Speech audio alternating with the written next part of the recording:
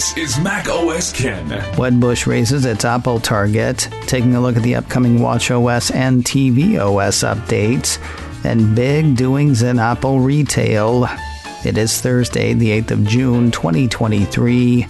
I'm Ken Ray, and this is news from macOS Ken, brought to you by yours truly and sponsored by HelloFresh, America's #1 meal kit. Go to hellofresh.com/MOK16 and use code MOK16 for 16 free meals plus free shipping. This show is also sponsored by Issue, the all-in-one platform to create and distribute beautiful digital content. Creating once and sharing everywhere is fairly easy with podcasts. Sound sounds the same through all sorts of channels with no changes required. Visual is different. You might want stuff on a website, on Instagram, in an email to your clients.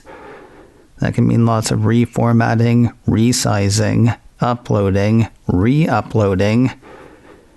Could be a lot of work, or you could use Issue. Whether you're working on your own, with a partner, or with a team, you can create and share engaging content that stands out in a matter of minutes. Not that you're reinventing the wheel. Issue works seamlessly with tools you're probably already using, like Canva, Dropbox, and InDesign.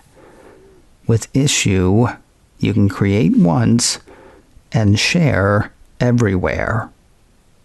Get started with Issue today for free, or sign up for an annual premium account and get 50% off when you go to issue.com/podcast and use promo code macOSKen. That's ISSUU.com/podcast and use promo code macOSKen at checkout for your free starter account or 50% off an annual premium account. That's issue.com/podcast with promo code macOSKen. After giving this week's WWDC news a day and a half to settle, Wedbush analyst Daniel Ives has upped his price target on Apple shares. It's not exactly because of Vision Pro, Apple's mixed reality headset. Rather, it is about continued growth for services which, will be reignited by Vision Pro. Well, that and iPhone. Old habits die hard. Apple 3.0 ran part of the note he wrote. That started with an old refrain from the analyst. Roughly 250 million iPhones have not been upgraded in over 4 years in his estimation, setting Apple up for a major installed base upgrade cycle heading into iPhone 15. As sales skew to the Pro end of the iPhone line, ASPs will go up. He expects those to come in at about $925 by year's end, roughly $100 higher than they were a year ago. As for services, while the Vision Pro product cycle launch took the headlines at WWDC, writes Ives, we believe the bigger story is around essentially a new app store that will be built around this new form factor, with Apple's developer moat a massive advantage in this tech battle for developers. Initial developer feedback from this AR/VR revolutionary headset has been positive from Cupertino, as we believe this is just another expansion of the App Store moat down the road for Apple CEO Tim Cook and company. This product and application build-out could be another tailwind to services revenue in fiscal year 25, as more consumers start to make the path down the mixed reality headset with Apple, as Vision Pro price points start to come down markedly in fiscal year 25. And like a guy returning to the highest peak, Ives has once again made his the highest Apple target in the land. He's got an outperform rating on Apple shares and a newly raised price target, moving it from $205 to $220. When we left off yesterday, we had 2 more upcoming operating systems to cover. Let's dive in, starting with watchOS 10. Pre-keynote, rumors had Apple changing the design language for the chronometer, and the associated press release leans into that. Delivering redesigned apps, a new smart stack, additional watch faces, new cycling and hiking features, and tools to support mental health, Apple says watchOS 10 brings Apple Watch users a fresh approach to quickly view information. According to the release, built-in apps like Home, Maps, Messages, Stocks, Weather, World Clock, and others will use more of the display in watchOS 10, giving users more glanceable information. The company says a new smart stack contains widgets that display timely information that adapts to the user's context and can be revealed with a simple turn of the digital crown from any watch face. Because it knows where and when you are, smart stack examples listed by Apple include showing weather when you wake up or servicing boarding passes from Wallet when traveling. Given as it is to health and wellness, both the watchOS portion of the WWDC keynote and Apple's watchOS press release spend significant time on improvements to cycling and hiking workouts in fitness. But that's not where the watchOS 10 health and wellness stop. Small though it may be, Apple sees a place for the watch in mental well-being. With the Mindfulness app in watchOS 10, Apple says users can discreetly and conveniently log their momentary emotions and daily moods. Users can turn the digital crown to scroll through engaging multi-dimensional shapes to choose how they are feeling, select what is having the biggest impact on them, and describe their feelings. If there's a child in your life wearing an Apple Watch, watchOS 10 wants to keep them from developing nearsightedness. To reduce that risk, Apple says the International Myopia Institute recommends children spend at least 80 to 120 minutes a day outdoors, in daylight. It's good for mental health as well. Apple says the watch's ambient light sensors plus new operating system will help kids and parents keep track of that. All of that plus watch faces featuring Snoopy and Woodstock and a bunch of other useful stuff. Set to work on Apple Watch Series 4 or later, paired with an iPhone XS or later. The first watchOS 10 beta is out to developers now. The first public beta is expected next month. The fit-for-consumption version will be out sometime this fall. This time last year, kind of felt like Apple had forgotten that tvOS was a thing. This year, it gets its own press release. The update will bring a feature that it's hard to believe hasn't been there already. With tvOS 17, says the press release, FaceTime comes to Apple TV 4K, so users, for the first time ever, can enjoy the popular app on their TV for even more engaging conversations with family and friends. Yes, you will need a camera, which you already have on your iPhone. Starting this fall, the release says Apple TV 4K users can take advantage of the new FaceTime app on Apple TV and initiate calls directly from Apple TV or start calls on iPhone or iPad and hand them off to Apple TV. FaceTime on Apple TV takes advantage of continuity camera support to wirelessly connect to the user's iPhone or iPad and leverages the device's camera and microphone to bring participants together on the TV. See what I mean? Hard to believe it hasn't been there already. And yet it really is exciting. I was talking to a developer friend of mine after the keynote who could not stop geeking out over Apple Vision Pro. And yet the thing they said they were most excited about was FaceTime on Apple TV. I know I'm going to try it at least once. I'll be curious to see how many times after that. Continuity camera is also hitting Apple's karaoke machine. A piece from Mac Rumors says starting with the tvOS 17 update launching later this year, Apple Music Sing will support continuity camera, allowing users to see themselves on their TV via a wirelessly connected iPhone camera. That one I will not be trying. Maybe once. Hijacking the camera isn't the only way Apple's tightening the relationship between its set-side box and iPhone. The remote in iPhone's control center will help users find a misplaced Siri remote, second generation or later.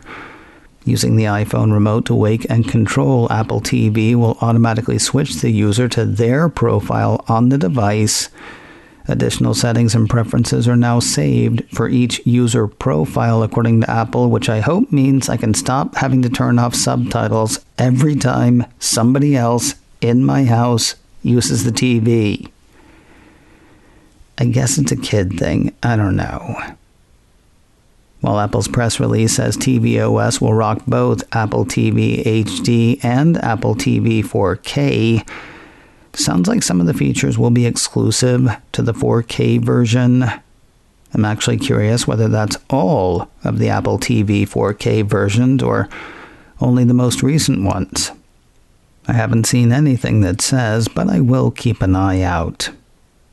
Just like the watchOS 10 beta, the first tvOS 17 beta is out now to developers. The first public beta is expected next month. The one for everyone to watch will be out sometime this fall. News of Apple hardware and Apple hardware stores in a moment, but first a word from HelloFresh, America's #1 meal kit and sponsor of today's show.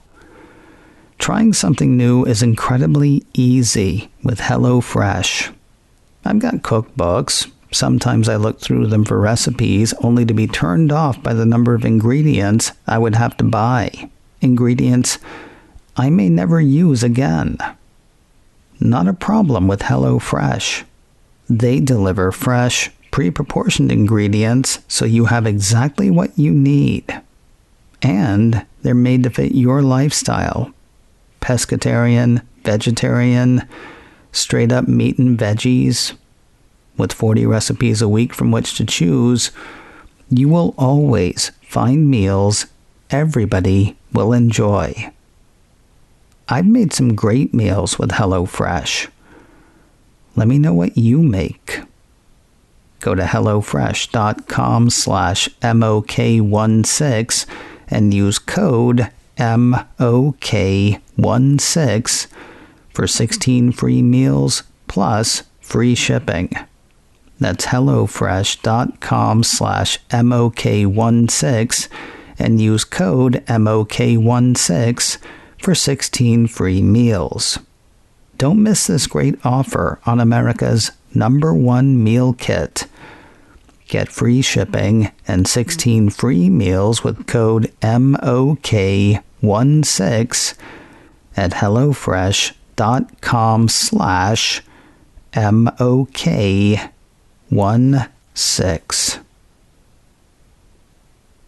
Changes this week to Apple's hardware offerings, and I'm not talking about the new Macs Apple announced on Monday. I'm talking about relatively new ones the company will take for trade-in.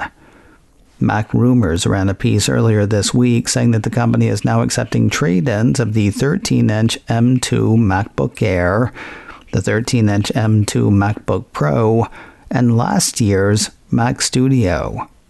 According to the report, trading in a 13-inch M2 MacBook Air can net the trader as much as $450 towards the purchase of something new from Apple. A 13-inch M2 MacBook Pro can net as much as $775, and a Mac Studio can get as much as $1,500 in trade. Though Mac Rumors doesn't include this caveat, reports like this one usually point out that people can often get better deals selling their stuff through other programs. And of course, the convenience of trading in one Mac for another with Apple may make the difference negligible for some. You can get more info on Apple's trade-in page. You can find that at apple.com/shop/trade-in. Hot on the heels of this week's new computers, Apple has launched its annual back-to-school promotion in the States. According to a piece from CNET, college students and students on their way to college can score an Apple gift card worth up to $150 with an iPad or Mac purchase, as well as 20% off Apple Care Plus. That's on top of the company's usual education pricing discounts, helping make it a little more affordable for grads moving to the next stage. If you're wondering whether that includes this week's 15-inch MacBook Air, it does indeed. That starts at $1,199 for students, according to the report. Worth noting, CNET includes a caveat similar to the one Mac Rumors left out. The site points out that would-be buyers can often find even better direct discounts at other retailers. Of course, you don't get the Apple bag, so take that into account too. One more Mac worth mentioning, this one headed to the ash heap of history. A piece from Mac Rumors says Apple's original 12-inch MacBook will hit the company's obsolete list at the end of this month. The way Apple runs its railroad, obsolete devices are products that have been off the market for at least 7 years. Come the end of this month, they will no longer be eligible for repairs or service at Apple stores and Apple-authorized service providers, as parts will no longer be available. There's a super cool Apple store opening 1 week from today. Well, an Apple store opening in a super cool place anyway. 9to5Mac ran a piece ahead of WWDC announcing details around Apple Store Battersea Power Station. Folks in the States may not recognize the location by name, but the site would look familiar to people of a certain age. 9to5Mac says the iconic building is known around the world thanks to the Pink Floyd Animals album cover art. Formerly a major power station helping to power London, it was finally decommissioned in 1983 and spent a great many years abandoned while London figured out what to do with it. You heard the iconic part, right? The piece says the power station has listed status. That means whatever anybody did with the site, the general appearance had to stay pretty much the same. It was back in 2016 that Apple signed on to take over the site, with plans for a UK headquarters there. While that did happen, there was also talk of an Apple store, and that is happening now. Apple Battersea has now been added to the company's UK website, according to the report. It's got an opening date of Thursday, the 15th of June. And finally today, it is not a chain reaction exactly, but the Battersea store could be read as the start of big changes for Apple's retail chain. A separate piece from 9to5Mac cites a Bloomberg report that says Apple has plans to build, relocate, or refit roughly 50 stores over the next 4 years. It is said to include 15 new stores in the Asia-Pacific region under consideration, 5 new stores in the Middle East and Europe, and 4 new stores in Canada and the US. Additionally, the report has the company revamping or relocating 13 stores in North America, 9 stores in Europe, and 6 stores in Asia. So where exactly and when exactly? Yeah, except for Battersea, there's nothing exact about any of this. 9to5Mac says the report cautions that some of these future plans are still internal projections or proposals, which means they could either be delayed or canceled altogether. That said, a lot of the plans are said by the site to be already in development, with Apple having agreed to leases with landowners. macOS Can, brought to you by me, and sponsored by Issue. Get 50% off an annual premium account with code MacOSKen at issueissue.com/podcast. This show is also sponsored by HelloFresh. Go to hellofresh.com/MOK16 and use code MOK16 for 16 free meals plus free shipping. Advertising handled by Backbeat Media. Online at backbeatmedia.com. You can reach me a couple of ways. Info at macosken.com or call 716-780-4080. Until next time, that is news from macOS Ken. I'm Ken Ray.